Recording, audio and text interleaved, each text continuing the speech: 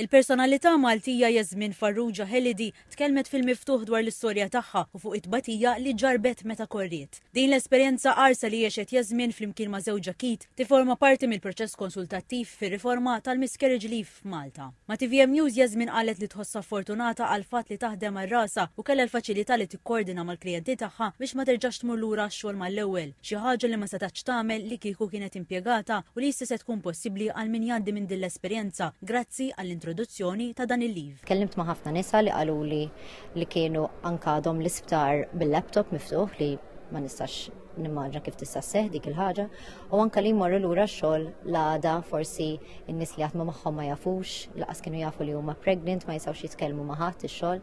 Jiġifieri l-leave ħadd tkun xi ħaġa importanti neċessarja ħafna kif qed fid-diskors tiegħi dan mhux lussu, dan huwa dritt. Fir-rabat membri tal-gvern tal-oppożizzjoni, msieħba soċjali, tobba u nisa li ġarbu l-istess telfa ħadu sehem f'diskussjoni bħala parti minn konsultazzjoni usa fuq is-suġġett. Tkellmet ukoll il-preżentatriċi Melanie Kelly li f'April ta' 11 sen ilu tilfet lil binta wara 5 xhur tqala. F'rakkont emozjonanti, Melanie Kelly rrakkontat li fost oħrajn kellha tagħmel użu minn sala ta' stennija mdawra bommijiet tqal waqt li kienet qed tistenna biex twellet lil binta mejta. Il-President tal-Kunsil tan-Nisa Rebecca Wellman qalet ma' TVM News li l-leave għandu jiġi implementat b'mod holistiku billi jinkludi wkoll li sieħeb jew sieħba tal-om. Spjegat li l-leave għandu jingħata f'kull stadju ta' korriment kemm jekk ikun ta' ftit ġimgħat jew fi tqala aktar avvanzata.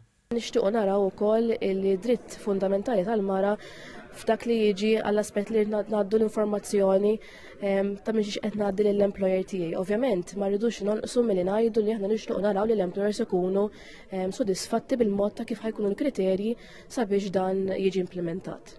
Aċċennat ukoll għall-possibilità li min iħaddem joffri remote working. Persuna li għaddejjem dan il-proċess forsi mhux bil-fors titaffaċċja il-persuni l-oħrajn li hemm fl-uffiċċju toqgħod kuljum tispjega kull min jiġi qudiemha minn dak li għaddiet. Is-Segretarju Parlamentari Endi Ellul qal li dan is-suġġett imur lil minn politika partiġana u ħabbar li l-Gvern se jkun qiegħed jiffinanzja dan il-leave. Bekk irrimarka li l-Gvern qiegħed ikun sensittiv dwar dan is-suġġett u jrid jagħti ċans lill-ġenituri jipproċessaw dawk li għaddew minnu u ħin għall-mistrieħ.